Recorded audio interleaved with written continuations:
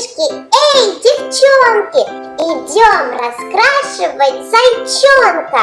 Художника возьмем с собой. Какой он будет? Голубой. А носик сделаем мы красным, чтоб наш зайчонок был прекрасным. Пусть хвост и ушки желтым будут, чтоб зайчик ярким был повсюду. Ура, девчонки и мальчишки! Какой же зайчик яркий вышел!